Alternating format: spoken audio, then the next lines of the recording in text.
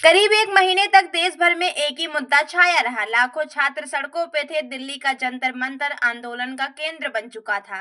संसद में लगातार हंगामा हो रहा था। विपक्ष सरकार को घेर रहा था और आखिरकार केंद्र सरकार को बड़ा फैसला लेना पड़ा। लेकिन सवाल है कि आखिर ऐसी नौबत कैसे आई। चलिए थोड़ा पीछे चलते हैं। कहानी शुरू होती है नीट यूजी 2026 पेपर लीक विवाद से। जैसे ही पेपर लीक की खबरें सामने आई, लाखों छात्रों का गुस्सा फूट पड़ा। छात्रों का कहना था कि वर्षों की मेहनत कुछ लोगों की धांधली की वजह से बर्बाद हो गई।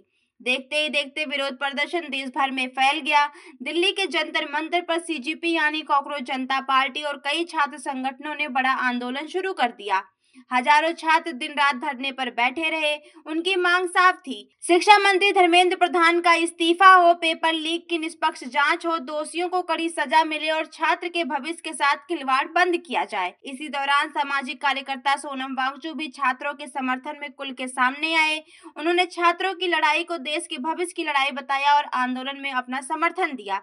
सोनम वांगचुक के जुड़ने के बाद यह मामला सिर्फ एक परीक्षा तक सीमित नहीं रहा, बल्कि देश की शिक्षा व्यवस्था और युवाओं के भविष्य का सबसे बड़ा सवाल बन गया। अब बात करते हैं संसद की। मानसून सत्र शुरू होते ही विपक्ष ने सरकार पर हमला तेज कर दिया।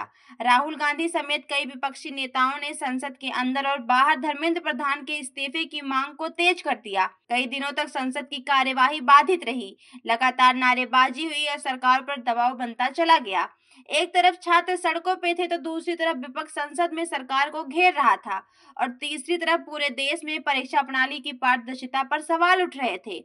आखिरकार 25 जुलाई 2026 को राष्ट्रपति द्रौपदी मुर्मू ने प्रधानमंत्री नरेंद्र मोदी की सलाह पर तत्कालीन शिक्षा मंत्री धर्मेंद्र प्रधान का इस्तीफा स्वीकार कर लिया। इसके साथ ही इस पूरे विवाद में नया मोड़ आ गया। सबसे बड़ा सवाल था कि देश की शिक्षा व्यवस्था की कमान किसे सौंपी जाएगी। प्रधानमंत्री नरेंद्र मोदी ने वरिष्ठ भाजपा नेता प्रहलाद जोशी को केंद्रीय शिक्षा मंत्रालय का अतिरिक्त भार सौंप दिया। लेकिन प्रहलाद जोशी है कौन? आइए उनके राजनीतिक सफर पर भी नजर डाल लेते हैं। प्रहलाद जोशी का जन्म 27 नवंबर 1962 को कर्नाटक के विजयपुरा में हुआ। छात्र जीवन से ही वे सामाजिक और जनहित के कार्यों में सक्रिय रहे। वर्ष 1995 में उन्हें भाजपा का धारवाड़ जिला अध्यक्ष बनाया गया और यहीं से उनकी राजनीतिक यात्रा ने रफ्तार पकड़ लिया। साल 2004 में वे पहली बार धारवाड़ लोकसभा सीट से सांसद चुने गए। इसके बाद 2009, 2014, 2019 और 2024 में लगातार जीत दर्ज करते हुए 5 बार लोकसभा पहुंचे। 2019 में मोदी सरकार में उन्हें पहली बार केंद्रीय मंत्री बनाया गया और संसदीय कार्य, कोयला तथा खान मंत्रालय की जिम्मेदारी दी गई। तीसरे कार्यकाल में उन्हें उपभोक्ता मसाले, खाद्य एवं सार्वजनिक वितरण और नवीन एवं नवीकरणीय ऊर्जा मंत्रालय दिया गया। अब शिक्षा मंत्रालय का अतिरिक्त भार भी उनके पास है। ऐसे समय में जब लाखों छात्रों का परीक्षा व्यवस्था से भरोसा डगमगा चुका है, उनके सामने सबसे बड़ी चुनौती उसी भरोसे को दोबारा कायम करना, परीक्षा प्रणाली को पारदर्शी बनाना और शिक्षा सुधारों को जमीन पर उतारना है।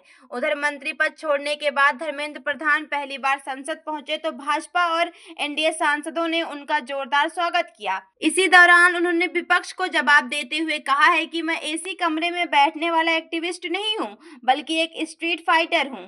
उनके इस बयान को साफ राजनीतिक संदेश माना जा रहा है। वहीं विपक्ष आज भी अपने रुख पर कायम है। उसका कहना है कि केवल शिक्षा मंत्री बदल देने से समस्या खत्म नहीं हो जाती है, बल्कि पेपर लीक, परीक्षा में अनियमितताओं और छात्रों पर हुई पुलिस कार्यवाही जैसे मुद्दों पर सरकार को जवाब देना होगा। दूसरी ओर सरकार का दावा है कि नए शिक्षा मंत्री के नेतृत्व में शिक्षा व्यवस्था को मजबूत बनाने और पेपर लीक पर रोक लगाने के लिए बड़े कदम उठाए जाएंगे। इसी दिशा में सरकार पब्लिक एग्जामिनेशन अमेंडमेंट बिल 2026 भी लेकर आई है, ताकि पेपर लीक जैसे मामलों की फास्ट ट्रैक जांच हो, समयबद्ध सुनवाई हो और दोषियों को जल्द से जल्द सजा मिल सके।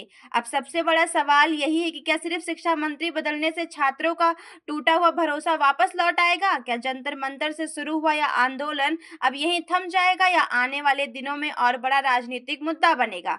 इसका जवाब आने वाला वक्त देगा। लेकिन फिलहाल पूरे देश की नजर नए शिक्षा मंत्री के हर फैसले, सरकार की अगली रणनीति और छात्रों के अगले कदम पर टिकी हुई है।